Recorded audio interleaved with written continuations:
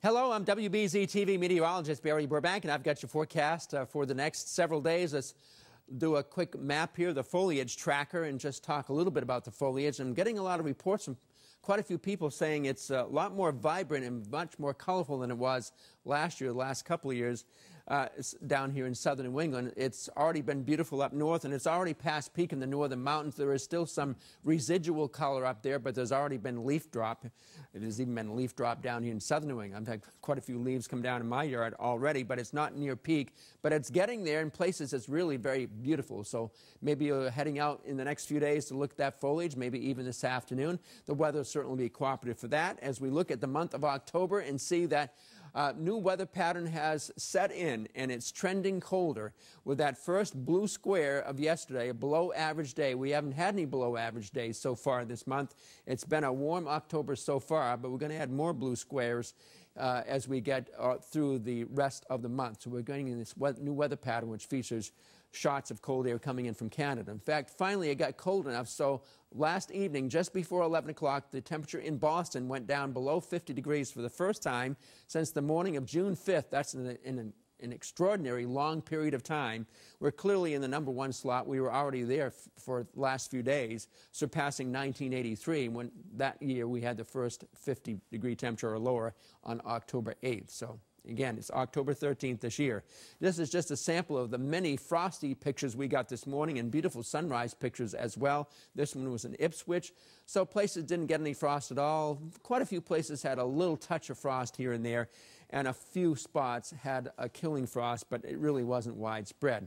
And we're warming up to near 8 to 60 degrees for afternoon highs today, thanks to some sunshine, which will be variable in intensity in terms of brightness, because at times there'll be waves of some high cloudiness going on by. Now we look to the southwest. There is a little surge of warm air trying to come up at us, and we'll feel some of that tomorrow afternoon. In spite of the fact there won't be much sunshine, we'll go up to the middle 60s with some of those showers taking place during tomorrow. But it's not rain today, it's snow in Denver. Only 27 in Denver today, with just minor snows, only a couple of inches likely there with this weak system out in that location. Basically, high pressure is controlling our weather today, but we'll have those waves of some high cloudiness going by from time to time, which once in a while it'll thicken up a little bit and the sunshine will be dimmed. Then it'll thin out and the sunshine will get brighter. So that's the day overall. And we've got a sunset tonight coming up just a couple of minutes after 6 o'clock. Before that happens, we'll go to the upper 50s and then start dropping this evening into the upper 40s by the time we get to kickoff down there at Gillette, and certainly going down into the low and middle 40s for lows, but not to the 30s in most spots for low temperatures tonight. And then we start out tomorrow morning with maybe some limited sunshine, but for the most part the clouds will probably be in place by the time the sun rises, and will give way to a few scattered morning showers, nothing widespread. The afternoon the showers may become more widespread, but not raining every single minute. And then tomorrow evening, that's when the rain could be the heaviest in scattered downpours coming through, say from mid to late evening, and perhaps getting the heaviest down toward the Cape. We'll go in the middle 60s tomorrow with a few hours of higher humidity. So at first pitch today at Fenway, 54 degrees. And then after that, of course, the temperature will be dropping a few degrees during the course of the game, and also dropping during the Pats-Chiefs game down at Gillette Stadium.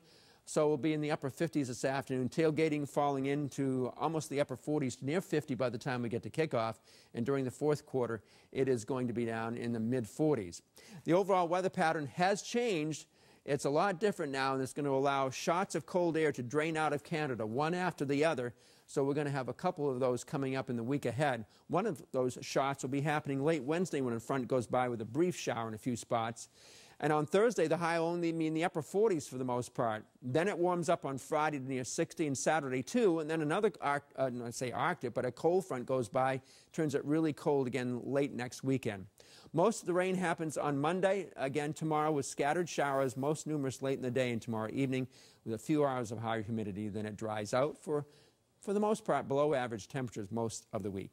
That's your forecast for now. Have a nice rest of your Sunday.